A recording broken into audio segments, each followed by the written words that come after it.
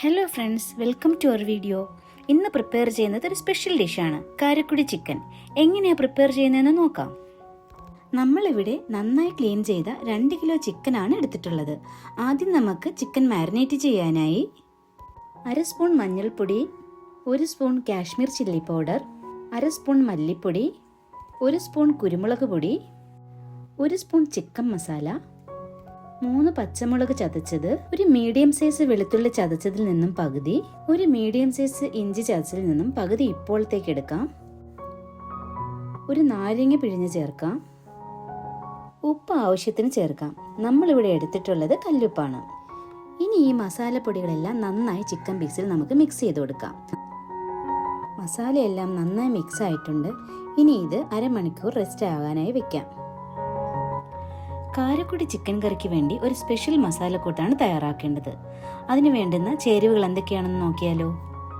2 കഷ്ണം കറുകപ്പട്ട, 6ഓളം ഗ്രാമ്പു, 1 സ്പൂൺ പെരുംജീരകം പൊടിക്കാത്തത്, ചെറിയൊരു സ്പൂൺ സാദാ ജീരകം പൊടിക്കാത്തത്, 6 വറ്റൽമുളക് പൊടിക്കാത്തത്, 1 സ്പൂൺ കുരുമുളക് പൊടിക്കാത്തത്, 2 സ്പൂൺ മല്ലി പൊടിക്കാത്തത്, 2 കഷ്ണം ജാതിപത്രി, 6 ഏലക്ക, 2 തക്കോലം.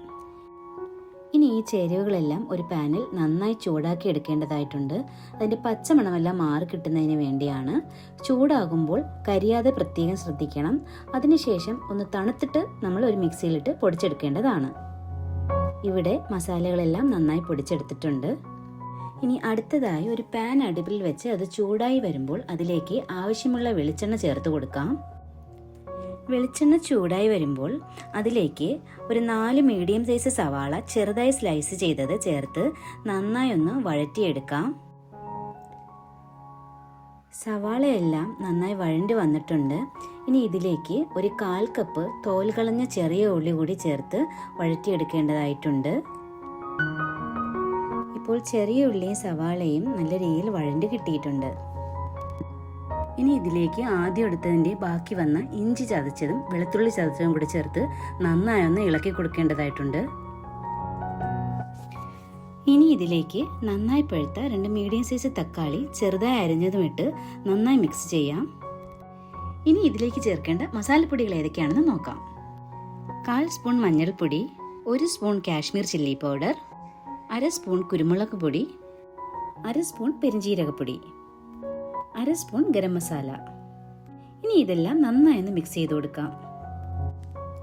മസാലപ്പൊടികളെല്ലാം നന്നായി മിക്സ് ആയിട്ടുണ്ട്. ഇനി ഇതിലേക്ക് 3-4 തണ്ട് കറിവേപ്പില അടർത്തി ചേർത്ത് മിക്സ് ചെയ്ത് കൊടുക്കാം.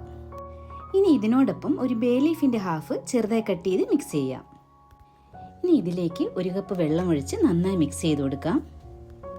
ഇനി ഈ കൂട്ടിലേക്ക് 1 സ്പൂൺ ഉപ്പുപൊടി കൂടി ചേർത്ത് മിക്സ് ചെയ്ത് കൊടുക്കേണ്ടതുണ്ട്.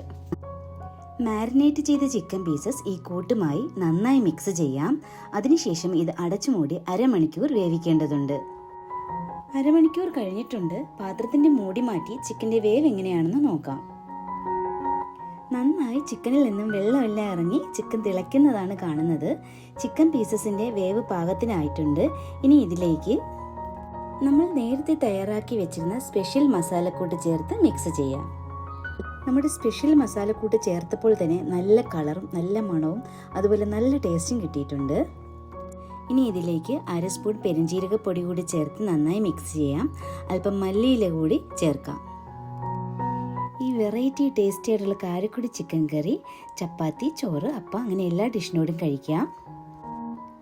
അപ്പോൾ എല്ലാവരും ഈ റെസിപ്പി ഇന്ന് ട്രൈ ചെയ്ത് നോക്കിയിട്ട് കമൻറ്റിൽ രേഖപ്പെടുത്തുക. Thank you for watching. മറ്റൊരു വീഡിയോയുമായി ഉടനെ എത്തും. Bye bye.